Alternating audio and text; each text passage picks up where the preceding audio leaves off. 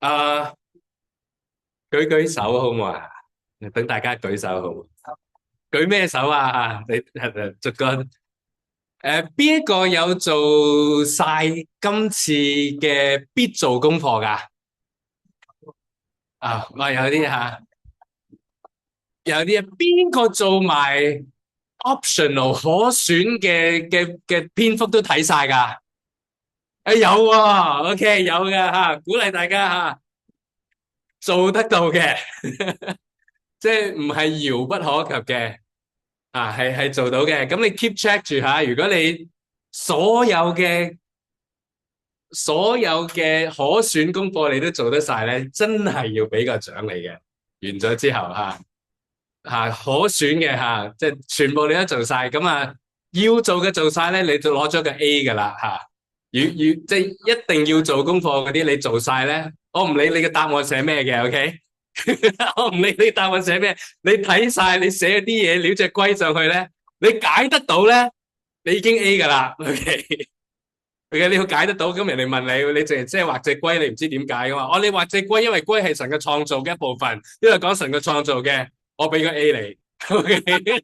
但係神嘅創造已經做完啦，嗰個功課上個星期，咁你即係如果你 A 嘅，咁以後嘅功課咧可能難，如果難少少咧，你寫啲嘢上去咧都 OK 嘅，即係證明寫啲嘢 OK 噶啦，2個字得噶啦，但係你要識解。嗱，你寫一啲咩咧？你要自己講得出，你唔好寫自己個名嘅當中嘅答案，係咪？咁你要解得通咧，冇問題嘅。我唔明，好明你答乜嘢，不過咧我就咁諗，所以我寫低咗，得噶啦，100分。咁你連嗰啲嘅嗰個係必讀嘅範圍嗰啲，就你寫晒咧就 A 噶啦。咁你可選嗰啲 optional 你一做埋咧就 extra credit 啦，你咧就就 A plus plus 噶啦，就 A plus 都唔夠啊！真係如果做到咧，咁咧之後咧就預告俾大家聽咧會多啲噶啦，咁會繼續會多啲。咁有時讀咗都唔記得咗，唔緊要嘅，唔緊要。咁鼓勵大家讀經咧有好多唔同嘅嘅做法啦有時你好鑽研1、2節一個字非常好，但係有時睇大篇幅又有佢嘅好處嘅大篇幅，所以如果大家未習慣大篇幅睇咧，咁希望今次我哋上完舊約概論嘅時候咧，你就睇完舊約聖經，哇！睇到個願景幾開心，係咪？咁大家努力下。咁有啲時間咧，可能會有其他嘅主日學嘅時間，可能我哋有開下會員大會又開下，又有我哋又有時嘅學習咧，會有宣教師嚟學帶領我哋嗰啲時間咧，就係俾大家去唞下氣，可以去追翻噶啦咁不過都係嗰句，如果你已經有少少冇behind 咧，即係有少少已經係冇做晒咧，唔緊要唔好淨係追翻前面嗰啲，你要從今日開始做今日嗰啲咁如果唔係你好辛苦嘅唔想俾大家過分嘅壓力有啲嘅壓力啦，係嘛？咁我哋一齊去睇。OK，上個星期就一至前個星期啦係講第1至11章創世記本身。記唔記得創世記嗰個意思係啲乜嘢開始或者係根源喺邊度？總之點樣嚟嘅咧第1章係講呢個世界點樣開始第二章係講人點樣開始，所以第2章係創世記嘅第6日嗰個延長版加長版所以唔係第2個創造。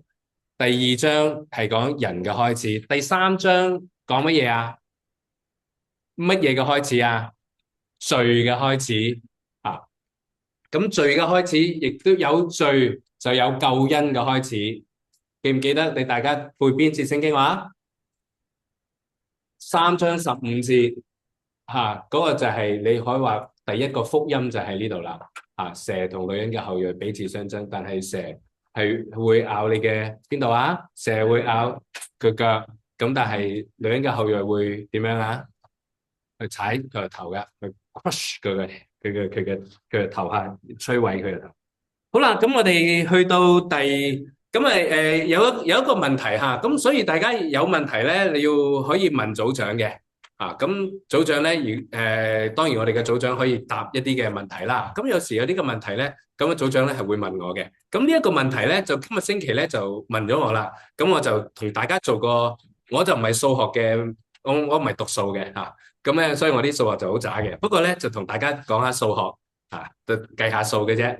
咁個問題就係咁呢個世界係咪真係可以有兩個人去就可以變成咁多人啊？咁樣嚇，因為創世記淨係講我哋相信亞當夏娃就係嗰兩個人開始，有冇可能啊？咁樣原來從數學嘅理論上咧係得嘅喎。咁好多人咧就因為有啲話好似唔係好可能喎，咁所以咧就唔係好相信亞當同埋夏娃嘅存在嘅。或者相信佢哋唔係一個人唔係一個人咁確實係一個出現過嘅人可能係象徵性，可能係一班人咁我哋有時去睇我哋睇創世記，我哋知道係所有嘢嘅根源，亦都係成本聖經嗰個基礎咁我哋開始睇，咁既然係基礎，其他嘅聖經點樣去睇創世記呢幾日咧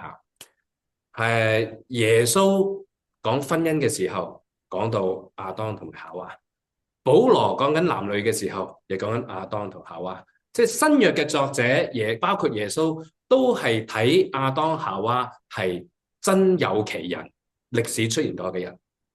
咁有人話咁嗰個嘅創世記嗰個日咧，喺希伯來文咧可以解好長嘅時間，就可以1000日、1000年神睇一日就好似1000年就好似1000年如一日咁樣嘅咁嘅講法。咁大家聽到哇希伯來文我又唔識咁就係唔係真嘅咧解經有個原則嘅，就你就唔可以將嗰個字就無限放大嘅因為中文又係咁，英文又係咁，希伯來文都係咁，就係一個字咧其實可以有唔同嘅意思嘅。O 唔 OK 啊？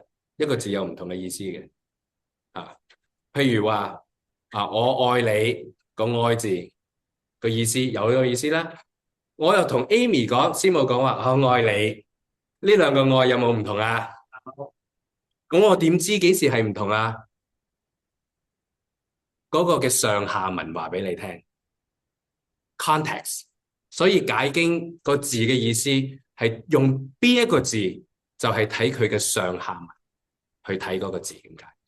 上下文嗰度講神創造有朝早有晚上係一日，咁當時嘅朝頭早晚上就係一日，唔係幾千年。摩西點樣去睇嗰日摩西話6日神創造天地，第7日我哋要按為聖日，守安息日就唔係守安息期，唔係守安息千日。所以我嘅理解，創世記嘅日就係日，就係有朝頭早晚上嘅嗰個日。所以 OK， 即係簡單希望將呢一啲嘅角度俾大家去睇下，點樣去睇嗰啲嘅日嗰啲嘅嘢，有啲唔同嘅理論。好啦，可唔可以呢度其實寫俾大家啦有冇好神創造咗兩個人嘅冇話有其他神創造亞當，同埋好仔細咁講夏娃點樣做，但係之後咧就冇話又做咗另一班人係有啲咁樣嘅理論出嚟嘅。該隱同埋亞伯咁該隱殺咗亞伯之後，哎呀有人去殺我，咁點算啊？咁係咪仲有班人神去創造咗冇話俾我哋聽咧咁係有咁樣嘅理論㗎。咁但係我哋相信聖經嘅時候唔需要有嗰啲嘅理論，其實都可以解得通嘅。即係話咁如果我哋係只有亞當夏娃做出嚟咁嘅樣嘅時候，就已經成年人咁嘅樣嘅啫。佢雖然係0歲，記唔記得上次嘅0歲，但係佢嘅樣咧已經係呢個成年人咁嘅樣。佢哋係可以生兒育女噶啦。咁佢聖經咧就冇講晒佢生咗幾多男幾多女，咁我哋相信佢哋已經係生兒育女噶啦。咁啊，所以嗰陣時喺創世記第4章嘅世界咧，就唔係只係該隱同埋亞伯，有其他嘅人喺度噶啦。咁當時就有第一代嘅人啦，嗰一代嘅人類咧，有兄弟姊妹咧都結婚噶，佢哋可以結婚，冇話咩規矩話唔可以嘅。咁但係當一代一代之後咧，似乎咧唔同嘅民族咧就有一啲嘅規矩啦。咁點解咧？我相信係人係退化緊嘅。點解咁講咧？人退化嘅時候，我哋嗰啲嘅嗰啲嘅基因啊，嗰啲嘢咧，慢慢唔同咗，所以令到我哋近親去一齊嘅時候咧，譬如兄妹結婚嘅時候咧，佢哋嘅兒女咧係多咗好多個病嘅，多咗好多個問題。咁呢個當然係一個理論啦，都係嚇。咁所以重點係。開始時候嘅人類咧，係冇乜嘢嘅規矩禁忌，邊個唔可以同邊個結婚嘅？佢哋全部都係兄弟姊妹近親。但係後來去到某一個階段咧，就開始有啦。而從猶太人律法嘅角度睇咧，就去到利未記嘅第18章先至有婚姻條例咁樣嘅，咁清楚嘅。OK，好嘛？咁我哋咁啊睇下計數啦嚇，計數。如果去到100人嘅時候咧，到去第4、5代咧，就大概需要100到125年。去到1000人去第7代咧，就大概有175年到。咁到咗嗰度咧，就倍升噶啦嚇。兩個人好似唔係好多人嚇，咁但係去到過咗100年之後咧，其實嗰個嘅延伸嘅速度咧就快咗好多。咁去到如果一個人呢度係假設係一對夫婦有6個仔女嘅話，咁去到第500零年咧，已經有80億人啦。即係從計數，淨係計數嚇，冇話邊個夭折啊，邊個生得多生得少，從計數嘅角度咧係可能嘅，或者係咁同大家分享啫。OK，好，OK，好啦，我哋去講今日應該講嘅嘢啦。呢啲都係上次一啲嘅遺留下來嘅問題。今次咧個主題咧係我哋講國度嘅應許嚇。咁我哋睇下呢一段嘅説話嚇。如果大家可以跟住讀嘅，神同埋一個人同埋佢嘅寫錯咗一個字，呢個唔係神嘅他，呢個應該係嗰個人嘅他。大家改翻下，係呢一個字應該係人嘅他。係呢一個字，神和一個人和他的後裔，呢一個字大隻啲嚇。喺主題嘅第一句嘅神和一個人和他的後裔，應該係呢一個他，因為肯定唔係講緊神嘅後裔，係講緊嗰個人嘅後裔。嗰個人咧就係亞伯拉罕，OK啦，大家知道啦嚇，建立咗一個恩典嘅約關係，合約有個關係，OK，好，使到佢可以祝福整個世界。細翻隻啲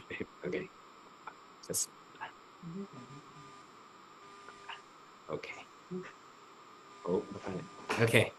神和一個人同埋佢嘅後裔建立咗恩典嘅約，讓佢可以祝福呢個世界。喺呢一個約裏邊，神應許成為佢哋嘅神，神亦都應許佢哋會成為佢嘅子民。佢哋咧就會住喺神為佢哋選擇嘅地方裏邊，佢哋會喺神嘅治理下享受神特別嘅計劃國度。神嘅百姓係喺屬於神嘅土地上邊接受神嘅治理。喺舊約嘅時代，全部嘢都係形象化嘅，有地方嘅。係好啦，我哋睇一睇大綱先。大家讀過，咁我哋睇翻大綱啦。咁第11章開始咧，就到25章咧，都係講神對亞伯拉罕同佢嘅又係錯咗 ，sorry 他兒子們的應許係呢度又錯咗啦，呢個字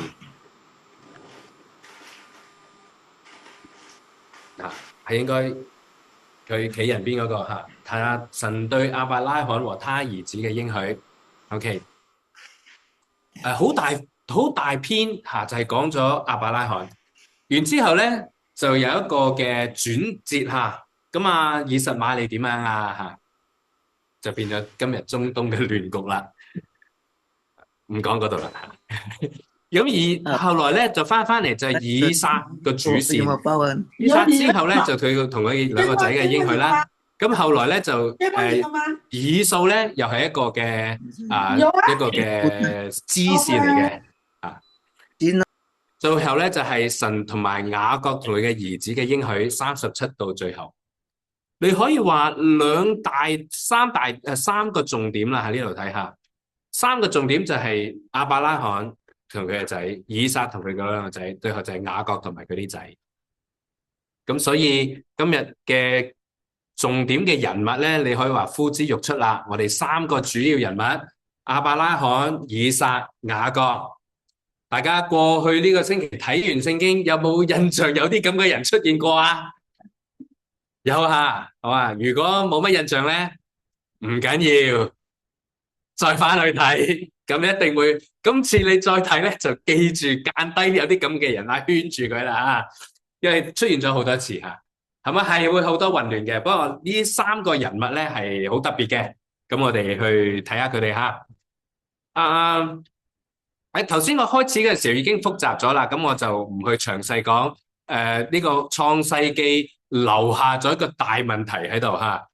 咁大家背咗經嘅時候就應該又係我哋讀一次好嘛？第創世記3章15節喺度，預備，我又要叫你和女人彼此為仇，你的後裔和女人的後裔也彼此為仇。女人的後裔要傷你的頭，你要傷她的腳跟。OK， 好。咁肉體上咧，女人咧就係第一個後裔，即係我哋嘅第一個母親啦，夏娃係。但係從屬靈嘅角度咧，我哋都係肉體上面都係蛇嘅後裔，因為罪嘅緣故，我哋都係犯罪，我哋都係犯罪。換句話講，我哋咧就會好似我哋未認識神、未相信神之前，人人都係罪人。咁咩意思啊？咩係罪人啊？就係我哋都好似撒旦一樣，都係唔順服上帝。喂，我唔識佢喎，咁點算啊？羅馬書點樣講啊？我唔識呢個上帝，我點樣叛逆佢啊？聖經就話俾我哋聽，喂，你睇到呢個嘅世界，就應該知道有個創造嗰個神噶喎。咁原來我哋都冇將嗰個嘅創造嗰個神當係神我哋冇知道佢我哋唔認，我哋冇辦法去將嗰個嘅嗰個嘅創造世界嗰個嘅榮耀嗰個嘅credit 嗰個嘅點講咧？突然間諗起個字，俾翻神佢嘅 credit。其實我想講，俾翻神佢應得嗰個嘅尊榮俾佢。咁所以咧，從嗰個角度嚟講，我哋唔認識上帝，我咪會做啲叛逆上帝嘅嘢咯。咁我哋就一生咧就活喺就係喺呢個仇敵嘅權柄底下，我哋都係跟住撒旦去。撒旦就用唔同嘅方法去讓我哋去跟住佢哋，就唔跟住神啦，唔跟住真神啦。撒旦用咩唔同嘅方法啊？被鬼附啦，不過被鬼附都係好少數啫。仲有我哋睇嗰啲嘅被造物成為我哋嘅偶像啦。我哋見到山就見係山神，見到樹就叫樹神啦。我哋冇將榮耀歸翻俾真神啦。咁我哋又跟住啲偶像啦，我哋跟住呢個世界上邊唔同嘅哲學啦，譬如唔同宗教嘅哲學啦。我哋又跟住唔同嘅宗教哲學所以我哋係有好多嘅宗教信仰，但係我哋唔認識真神。當我哋認識耶穌基督，OK， 大家去到頭先嗰度 O 唔 OK 啊？從女人嘅後裔裏邊有一個會傷呢個撒旦嘅頭，會除滅呢個世界嘅仇敵，但係呢個後裔唔係無損嘅，嗰個嘅後裔就係耶穌基督。耶穌基督嚟到呢個世界上邊嘅時候，佢活咗但係佢卻係中咗仇敵嘅傷。佢點樣傷法啊？耶穌點樣受傷法啊？十字架上邊，十字架上邊。所以有一個講法，咦，咁會唔會佢傷佢嘅腳就係好似耶穌嘅手腳被釘咁樣？受到呢個嘅撒旦嘅傷害，但係耶穌嘅復活就勝過嗰個死亡啦。咁所以只有耶穌基督佢勝過死亡，可以去勝過仇敵。咁佢係而家係階段性嘅勝利啊，階段性嘅勝利。以後耶穌翻嚟嘅時候，就會有永恆嗰個勝利帶翻嚟啦。OK，嗰個就係耶穌基督。OK，嗱，我哋成本聖經講咗一次啦，頭先將嗰個嘅耶穌嘅工作嗰個神學講一次。咁我哋翻去創世記啦，翻去創世記啦吓。啊，嗰條蛇咁衰，去引誘我哋嘅始祖先，搞到佢犯咗罪。咁我哋就變成咗個個都喺魔鬼嘅權勢底下。咁所以咧，嗰個古仔咧就係咁啦。3章15節嗰度就話俾我哋聽，哇，有個女人嘅後裔會得勝噶，女人嘅後裔得勝噶。咁舊約成個舊約時期就係問呢個問題啦，期待呢個嘅得勝嘅撒旦嘅後裔，期待這個sorry啊，期待這個勝過撒旦後裔嘅君王將會成為王國嘅國王。sorry 啊，應該有啲逗號喺中間啊。咁你自己去擺啲逗號啦吓。我再講一次。成個舊約聖經就係期待住嗰個嘅女人嘅後裔，舊約期待呢個會勝過撒旦嘅後裔，佢將會成為王國嘅國王。O 唔 OK 啊？嗱，如果我哋用呢一個咁樣嘅角度咧，就去睇舊約聖經咧，我哋就有一啲嘅有個主線，一個故事嘅主線去睇啦。究竟乜嘢人係會可以勝過撒旦？乜嘢人係會成為嗰個嘅國王咧？我哋繼續去問呢個問題啦吓。OK，咁開始啦，個故事就係從亞伯拉罕開始啦，去到12章11章之前咧就係一代一代人。又死咗，又生又死，又生又死啊！咁記唔記得啊？人哋都係死咁啊！一代一代人過去啦，咁啊去到亞伯蘭咧，就開始咗似乎另一個故事嘅開始啦吓。12章1至3節，耶和華對亞伯蘭說：你要離開本地本族父家，往我要指示你的地方去。我要必叫你成為大國，我必賜福給你，叫你的名為大，也要叫別人得福，為你祝福，我必賜福與他。那咒詛你的，我必咒詛他。地上的萬族都要因你得福。OK，幾樣嘢吓，神嘅土地呢度講咗吓，同埋神嘅百姓嘅信心吓，係要好似係因為亞伯拉罕嘅信心，所以我哋可以跟住。OK，而亞伯拉罕因為信。所以神就稱佢算佢為義，一代一代佢嘅後裔就係猶太人係其中佢嘅後裔啦，所以佢哋繼續呢個約裏邊。新約嘅基督徒點樣睇啊？我哋就唔係從亞伯拉罕嘅肉身嘅後裔成為延伸出嚟嘅，但係我哋嘅信心咧，就係延伸咗亞伯拉罕嘅信心啦，所以我哋同亞伯拉罕嘅關係就係我哋同佢有同一個信，我哋都係信同一個神，我哋相信，所以我哋得以稱義。亞伯拉罕信，所以佢得以稱義，所以我哋同亞伯拉罕就係咁樣嘅關係啦。所以從屬靈嘅層面咧，你同我都係亞伯拉罕嘅後裔或者子孫OK。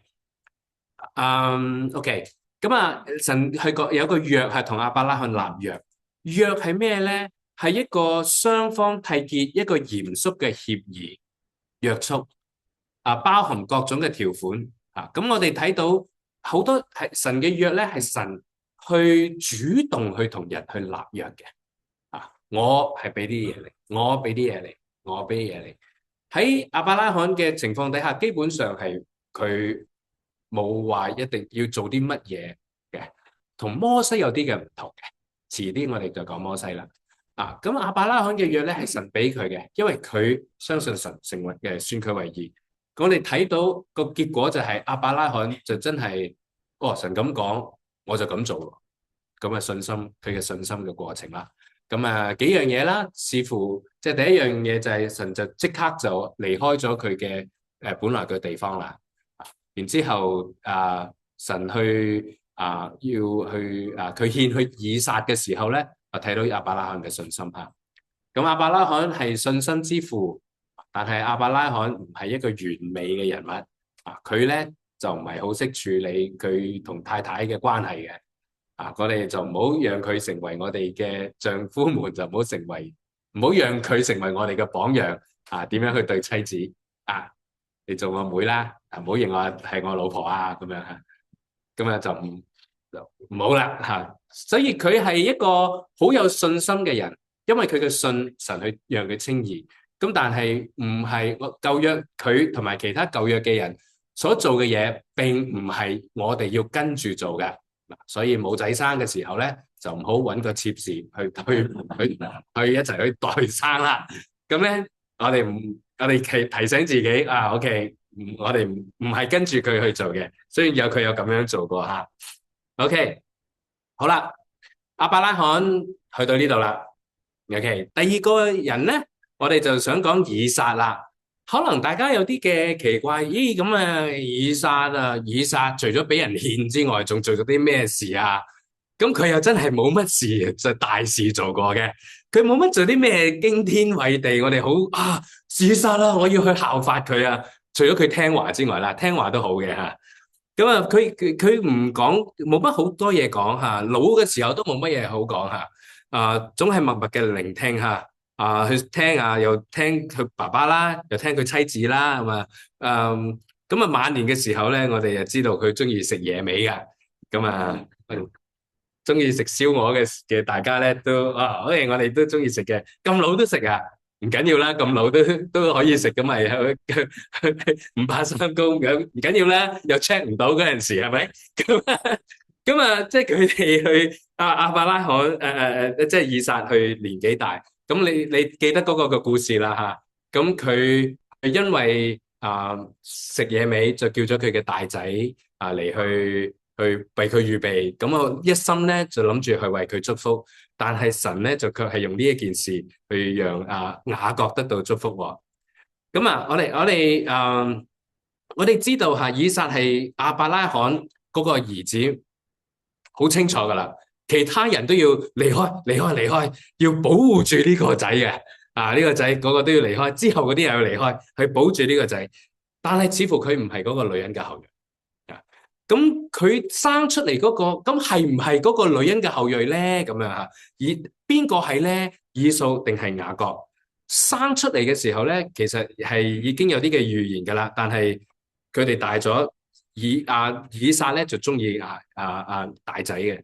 咁佢又唔中意細仔嘅，佢一心咧就要想去祝福呢個嘅大仔，但係神有佢嘅安排，係允許佢嘅細仔我咁講下，神允許佢嘅細仔用嗰啲嘅小聰明古惑嘢同個阿媽夾埋去呃咗嗰個爸爸嘅祝福嘅，呢啲都係啲衰嘢嚟嘅，做法係唔好嘅。咁但係神係讓佢哋去咁做，讓雅各就得到嗰個祝福咁樣所以縱然以撒佢有佢自己嘅諗法，但係神嘅諗法係比佢嘅諗法高，神容許去做呢件事。我哋睇到神嘅揀選神嘅恩典係讓我哋謙卑，知道我哋冇咩價值可以稱讚，我哋知道因着神嘅兒子耶穌基督而被納入神嘅國度係一件感恩，值得我哋反映神嘅榮耀嘅事。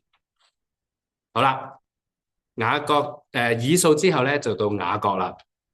雅各咧另一個名就係以色列因為佢同神去摔跤。佢勝過神喺摔跤裏邊仲係神去抓住整傷咗佢嘅大腿啊啊！佢成為咗以色列就成為大族啦，所以我哋今日有以色列呢個名咧，就因為雅各佢嘅12個仔就係以色列嘅12個支派，係冇約瑟支派嘅喎。大家睇完有冇記得點解冇約瑟支派啊？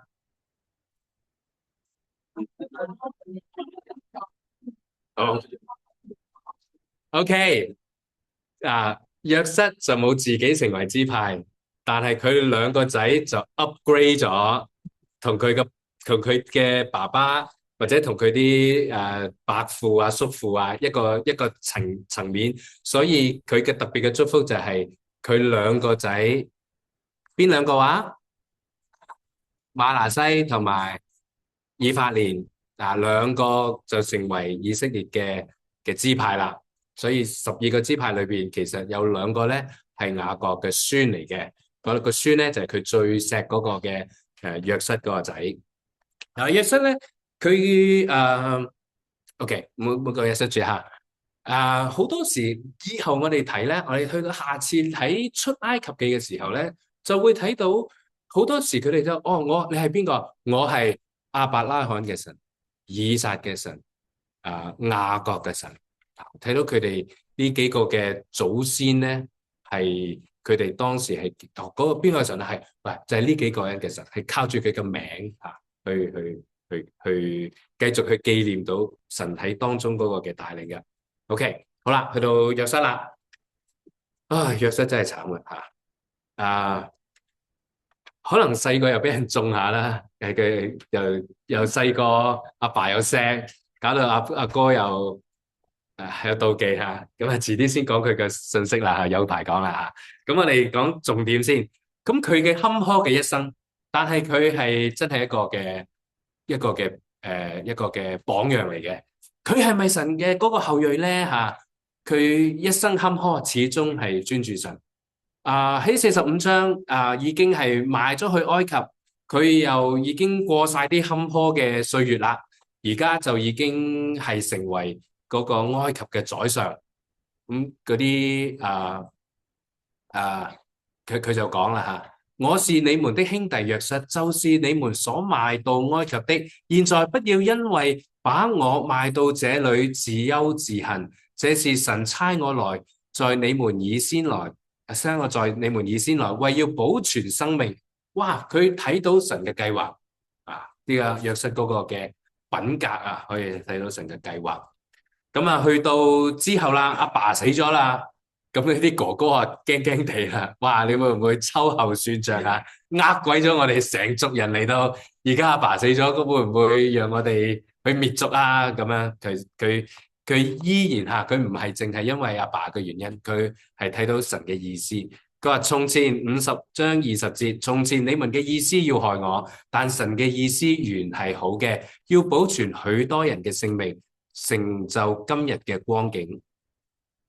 約瑟係咪嗰個嘅女人嘅後裔咧？嗰個後裔原來唔係約瑟，約瑟都過去啦。佢成為一個埃及最高嘅第二把交椅嗰個嘅宰相，但係佢都唔係嗰個應許嘅後裔。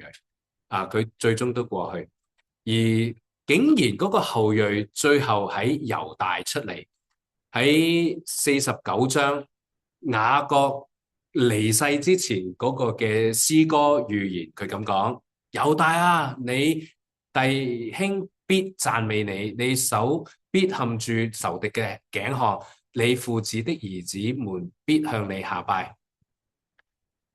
第10節主歸其實歸就係嗰個權杖嗰個意思必不離開猶大，杖亦都係權杖嘅意思講緊嗰個嘅王嗰個嘅權喺度，必不離開他兩人之間，直到細羅。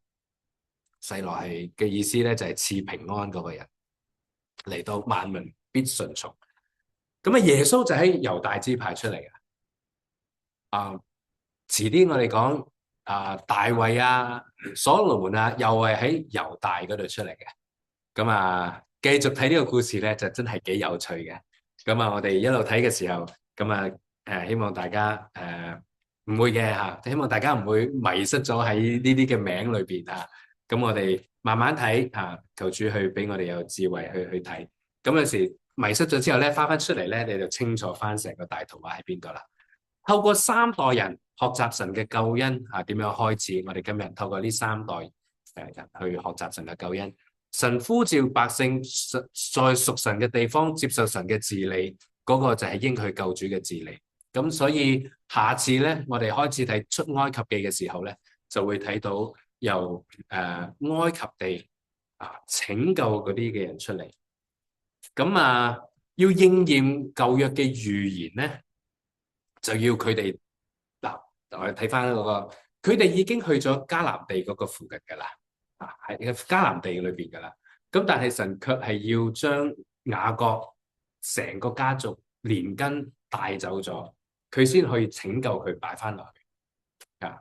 就有一個嘅嗰個嘅饑荒做咗呢樣嘢，饑荒加上約瑟喺埃及嗰個嘅地位，就讓佢哋有機會去生存。到最後來就喺出埃及記，我哋就睇到佢哋點樣成為奴隸，神去拯救嘅故事，就係由奴隸拯救佢哋去得救嘅故事，就係從出埃及開始。OK，好，咁啊，大家可以分翻組啦。咁係問題冇乜時間噶啦喎。OK，睇睇答唔答到啦。係，俾你問啦。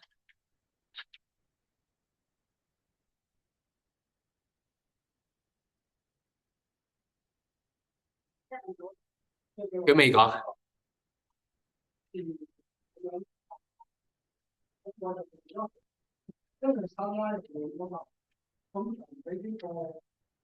OK，